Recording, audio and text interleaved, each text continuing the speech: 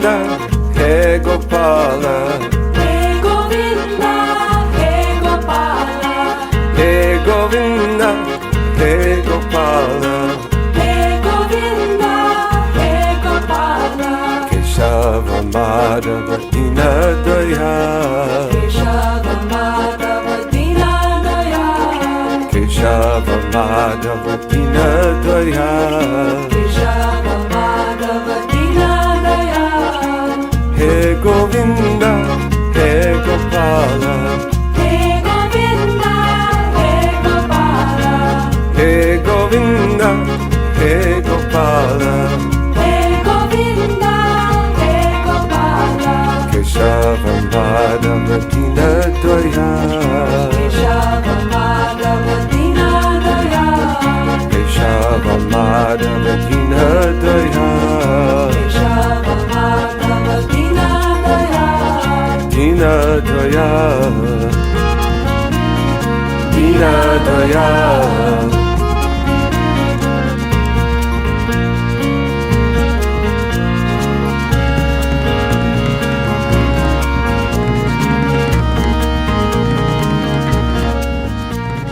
Hare Krishna, during this auspicious month of Kartik, our Kartik Parikrama has come to Kamyavan, one of the 12 main forests in Sri Vrindavan Dham.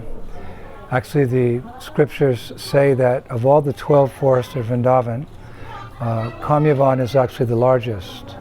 It has a perimeter of 20 kilometers. And from time immemorial, it's been a holy place. We could go on for hours about all the transcendental activities and pastimes that have taken place here. Of course, this is a place where Radha and Krishna had many of their transcendental pastimes. Devotees come here because Kamyavan is that forest which fulfills all of one's spiritual desires. Kama can be translated as lust, but it can also be taken as transcendental love. Just like Srila Rupa Goswami says, as young boys are attracted to young girls, and young girls are attracted to young boys with the same intensity, but in a transcendental way, may I be attracted to your lotus feet, my dear Lord.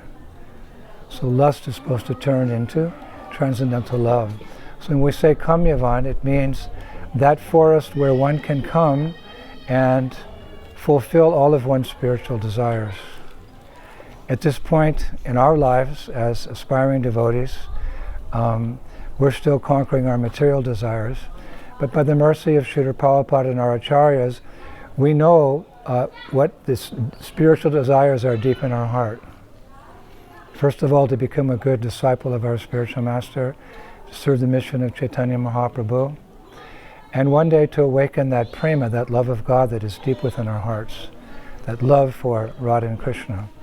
So devotees come here, and in a variety of ways they pray to fulfill those spiritual desires that we hear about in Shastra, from Guru Shastra and Sadhu. It's a very nice place to come because this is a very historical place for Gaudiya Vaishnavas, particularly because when there were foreign invasions in India, well, for millennium actually, but specifically 500 years ago, the deities in Vrindavan were in peril. So the Goswamis and their followers removed those deities during one particular attack, one very vicious attack where the invaders wanted to break the temples and destroy the deities.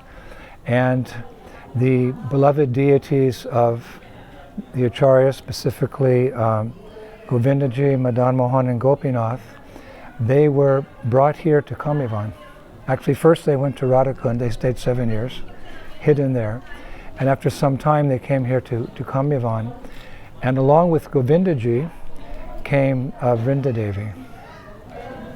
As we know, Vrindadevi is one of the 5 personalities who grants entrance into and residence in Sri Vrindavan Dham. She's very important to all Gaudiya Vaishnavas. She also is an assistant of Purnamasi. Mother Purnamasi Yogamaya, she organizes all the pastimes of Radha and Krishna in great detail, so Vrindadevi helps her. And we know that we pray to Vrindadevi regularly or daily in her form of Tulsi Devi in this material world, to become an eternal servant of Radha and Krishna. So that original deity, you could say the original deity of Vrindadevi, was established by Brajanav, the great-great-grandson of Krishna. When Krishna left and devotees were feeling separation, he installed a number of deities, Krishna and Balaram, different deities around Vrindavan, and he established the deity of Vrindadevi. Again, the invasions came, so the deity was placed in a kund, in Brahmakund, and 500 years ago, Rupa Goswami, and when he was in Vrindavan, he found Vrindadevi, and again, the invaders came, so she was moved out to Kamyavan. At some point, Govindaji, Madan Mohan, and Gopinath, they were to be taken to Jaipur for further protection. The city of Jaipur was actually built for Govindadev and the other deities as well. But when the devotees tried to move Vrindadevi from Kamyavan, she wouldn't go. She wouldn't cross the frontier. She so much wanted to stay here. As she said, Baladev Vidyabhusana quotes her to always increase the devotees' faith in Sri Vrindavan Dham. She took a vow, I will never leave. She said, Krishna may come, Krishna may go, but I will always remain here for the devotees to help them increase their love and devotion for Radha and Krishna. So that's a high point in visiting Kamyavan. Many other pastimes as well. This is where Yudhishthira and his brothers came, and the brothers drank the poisonous water from one lake. And Dharmaraj, Yamaraj, he asked Yudhishthira to answer a number of questions. If he answered them correctly, his brothers would be revived. He answered them correctly. Brothers were revived. That pastime, Dharmakund, also happened here. Again, we could go on and on.